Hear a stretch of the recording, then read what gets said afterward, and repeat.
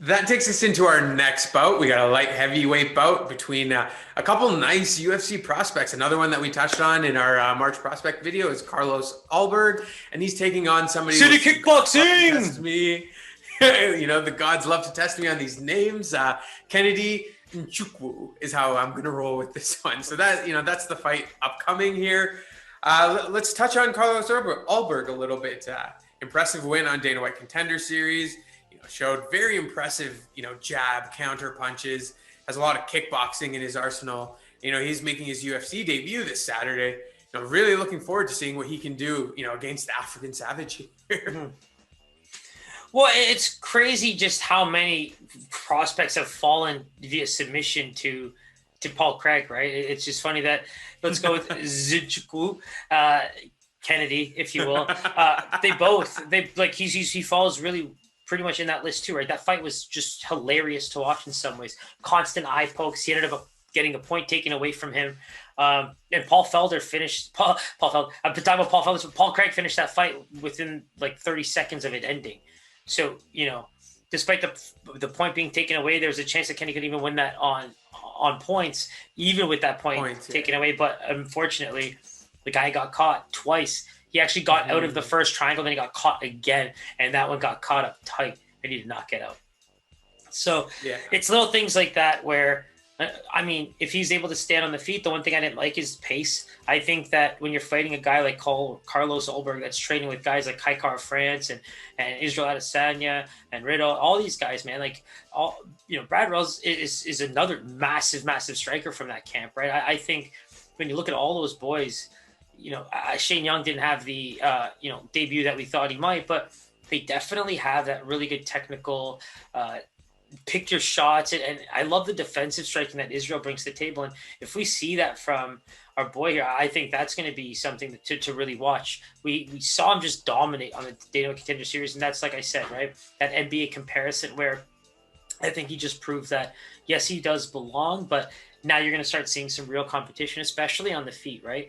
And I'm really excited to see what he can do, and because these are the kind of guys where you don't get much tape, right? So now if I can hopefully see him fight for maybe 10 to 15 minutes, I would love that. Yeah, for sure. Even in digging through some of his past fights, I did watch the Kennedy Darko Stosic one, and to be honest, I felt like that was a kind of a lackluster fight. It was headlined by a bunch of low blows, unfortunately. But the thing that stood out to me was Kennedy's height, reach advantage, and how he was able to just keep Darko at bay, not get himself caught in anything that would be dangerous.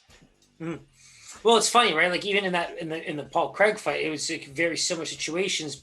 Just there's a lot of refereeing that had to get done, but I just think that he needs to be way more versatile if he wants to keep it on the feet, right? I just felt like he wasn't throwing much, and I felt like he was waiting for Paul Craig to throw first, who is very much working on his striking and is primarily a grappler. So it was just interesting to see the game plan approach there. I think that if he was more active on the feet, moved around a bit, Paul Craig was looking exhausted in that fight. The fact that even happened is, I think, a pretty crazy feat on both ends. But I think that if I'm, Kennedy trying to win this fight, I'm trying to get in close and avoid any power shots and take this to the ground and up against the fence as much as I possibly can.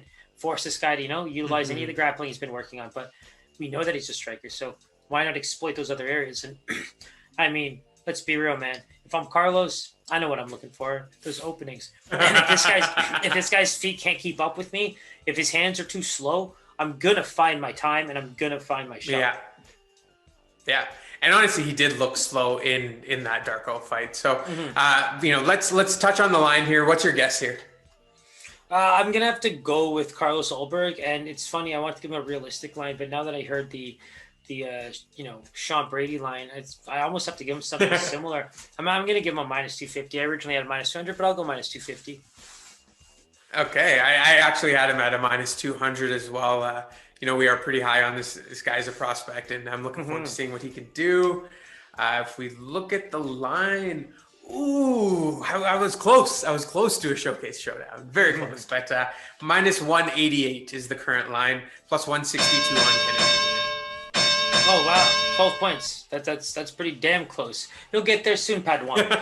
I think it's very clear to see who the favorite is here from a Vegas perspective, but at the same time, I see openings. I see areas where, from a game plan perspective, watching Carlos fight, at the end of the day, I'm not standing there and trying to bang. I'm not trying to open myself up to getting head kicked in the head. It's just not smart. So I think there's very, very good ways for each fighter to go about this. It's going to be interesting to see how it plays out. The line kind of dictates it could get pretty close too.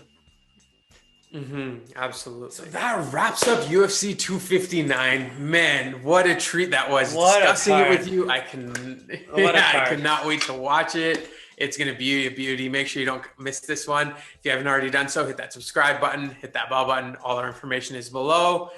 Always a pleasure, Siraj. This one was extra special, man. My man, it's one of the best cards we'll probably see this year, maybe for a very long time. So I'm glad all these guys getting on there. Let's just hope they stay healthy.